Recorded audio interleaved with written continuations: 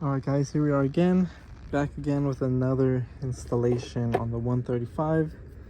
Today, as you guys can see, we're putting a catch can, but as you can see right there, we already have one. So what is this? This is the low side catch can, which I did not know, but apparently that catch can right there is for the high side, which many people put these on because they're pretty cheap and easy to install. This is an eBay one. It was like 50 bucks.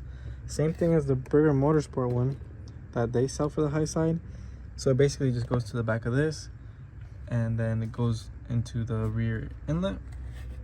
But that one, in my almost 2 years of owning this car, that one has never filled up, and it only fills up like so little.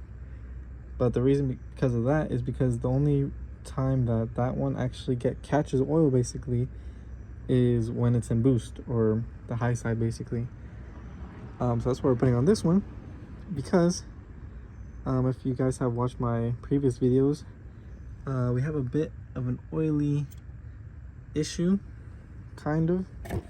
So I'm hoping with this it might fix a little bit, and on top of that, it's also good because it stops the intake valves from clogging up so fast. And I just walnut blasted it not too long ago. So this one right here is the low side catch can, and I want to say the majority, I want to say like 90% of the time you're driving the car, you are using the low side. You're not running boost inside the car unless you're going wide open throttle 24/7, which I doubt. So this one right here should fill up quite a bit, and this is the kit I got from Burger Motorsport. Now I am in California. If you try ordering this from the website directly from Burger Motorsports, they will not ship it to you because apparently some sort of emission rule. So I did get this from a third-party website that basically drop shipped it from Burger Motorsports and then send it to me. So yeah, this is the whole kit. Comes with this bunch of fittings. This looks like the rear PCV. Overall, it looks pretty high quality. You can see quick releases. Comes with tubing, and it also comes with this, which a lot of people buy just this part alone, so they can put a 1/4-inch nipple on it, like this one. You can see that way you don't have to have that one right there, because this one usually breaks. But as you can see, I custom put a brass one. But you have to remove the intake manifold and, you know, drill a hole somewhat. So in case you don't have that one and you want to delete your plastic one, you could basically clog your plastic one and just buy this thing right here and put this 1/4-inch hose line, which you do need for upgraded blow-off valves, diverter valves, anything like that. So let's get started. So from what I know, we're gonna need to put this in between here, basically like a T.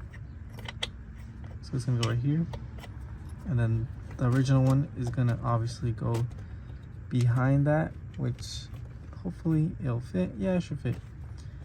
So it'll go like this, like a T, and then we'll set up the catch can over there. And then all these adapters look like they'll go like in here or something. And then the hoses run from the back of this PCV, which I'll need to remove. Put this one in, and we'll run these plastic hoses like that. I'll try to do it step by step, but this is like an overall thing so far. Alright, so what we're doing right now, well, what I did actually right now is remove the fuel line, which I'm pretty sure most of you guys know how to do. You're gonna need a 14 and then maybe a 13 to hold this one right here, just so you're not actually twisting the injector itself, so you can hold the bottom, which is the injector, and then loosen the top with the 14. Anyway, you do that, get your 13. I have an upgraded PCV valve already. Pretty cool. I think I got it because I saw a video from, I think, 0 to 60. I'm not sure who, but this one worked pretty good. Helped me when I was smoking with the stock one. So far so good. So if anybody wants this, you guys can have it. Just take it out like this. You can see, I forget which brand this is. I think it's like VVT or V something, but I like it. It's high quality. It's like metal-ish, but no longer need it. And it goes like that. See? Goes like this. It's really good. Anyway, now we're gonna put this one on. As you can see, it looks like the same thing. I'm gonna try to lubricate it right now with this oil residue and then insert it, and pretty much just takes the place of the one we just took out. Now I would be careful, put something on top of this, just because sometimes the fuel pump decides to turn on or something. You'll get sprayed in the face with some E85 or gas, whatever. Now we're just gonna tighten this down. All right, on this side right here, as you can see, we put the adapter piece right there, the C-clip that goes in a slot right there.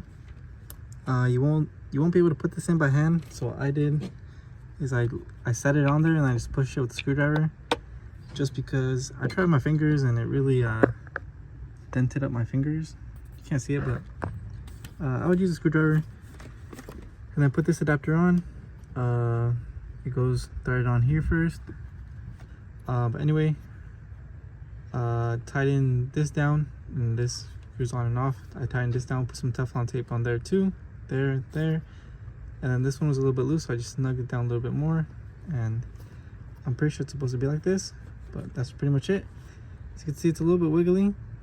I'm not sure if that's normal, but that's pretty much it for that side. Now we're gonna put the catch can on, run some tubing, and we should pretty much be done.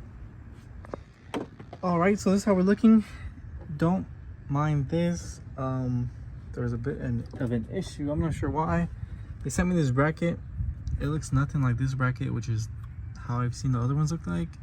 This one looks like this, and there's no way it fits. Like, even if you put it like this, I tried like every other way. I'm not retarded, but I put every sort of way I could think of and don't fit. I even tried to chop it off to kind of make it fit a little more. Didn't work. I'm gonna contact them, see if they can get me a new one or something, or maybe they sent the wrong one by accident. Anyway, these for some reason just go pressed in like this. I put a little bit of lube right here, but they apparently just go pressed in like this, and that's basically enough to keep them in there. And you can see it says in and out. We want the basically the oil to come in here, which would be from the back of that. So that one goes to the in, and then once it's, you know, all the oil's gone out of it, it's gonna go back into the intake system, which this one goes down there. I kind of messed up with this one, I think, but then again, it's hard hose, so I was trying to make it as short as possible, but I think I made it too long now, to the point where it actually pushes them further apart. So that's why it kind of looks like that. But if I were to move this one up, it kind of bends it. So it's hard line. What do you expect? And then I plugged this hole up because I have this one already upgraded, and I think I prefer that one. And while we're here, on my last video, we saw that this T was leaking from these little spots right here where it grabs. So we're gonna make sure to zip tie this right here. And not only that, but the type of hose I was using this cheap, what is this, from O'Reilly's. It's all dried up. It doesn't even feel like vacuum hose. It feels like very stiff, like old hose. I got this one from Amazon. As you can see, this one's like very thick, high quality hose. It's thick, it's flexible, like vacuum hose should be. This one is like hard, like if it was like for water or something, even though it told me it was for vacuum or something. Anyway, make sure to upgrade your hose. This is a 1/4 inch hose, so it's a lot thicker than the 1/8 hose. So definitely we're upgrading this right now, and I'm cutting them up to a distance, you know, to connect them up to these. And other than that, that's pretty much it. It's a pretty easy install, except for these zip ties going on right here. So you can see we have the high side, the low side. These are really nice because you just push them up like this, and you can release the hose. somewhat, if I had two hands. I don't think I'm gonna upload it quite yet. I want to actually drive it around a few miles, see how much this fills up, because like I told you guys, I've had this one for 2 years and I've never filled it up. Never, ever, ever. Like I told you, it fills up like a tiny teaspoon at most in a whole year. But then again, I'm not wide open throttle all the time. And then again, this is for the low side, which is what you're on 90% of the time. So yeah, that's pretty much it. That's how you install the BMS low side catch can. If you guys have any questions, let me know. All right guys, as you can see, the car has 131,623 miles. Open up the truck. All right, so here's the setup. One catch can, two catch cans, eBay catch can, Burger Motorsports catch can. It just was easier just buying the whole kit. You can't really buy the kit from them directly. You have to get like a third party to send it out to California, if you're in California. Only thing I did notice is I kind of left this one a little bit too short, so it's a bit not too much room, you know. Anyway, this one is pretty long. Goes over there. As you can see, no leaks, no nothing. This goes to the back of the PCV. This one I think is leaking just because it's old.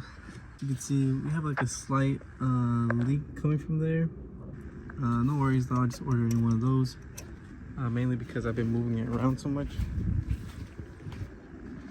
But the main part of today is just to see how the catch can is, how much we've actually caught, because this one right here, the high side one, after like, I don't know, 5,000 miles, every oil change, I only have a little tiny bit in there. So now we're gonna actually check out this one, see how much we actually have in here. All right, so we finally got it out. Let's check it out.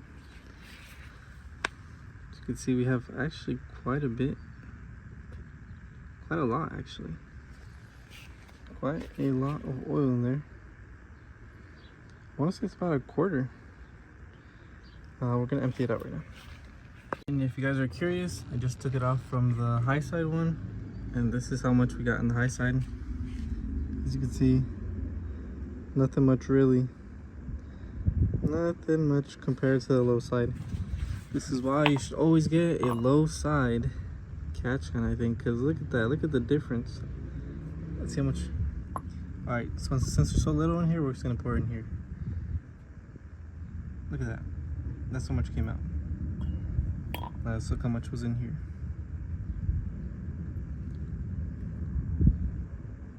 That's a lot more oil. That is a lot more oil. So yeah, looks like it's doing its job. This low side catch can. The main reason why this one catches more is because it's a low side, and most of the time you're on low vacuum, unless you're going full wide open throttle is when the high side catches it, or when you're on boost, the high side catches. But most of the time, idling, cruising, this one's gonna catch everything.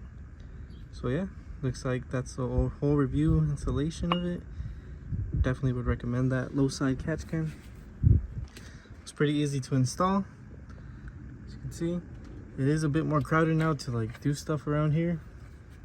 It's just, I don't know, definitely a lot more crowded with these tees and extra hoses and stuff like that. But it's doable.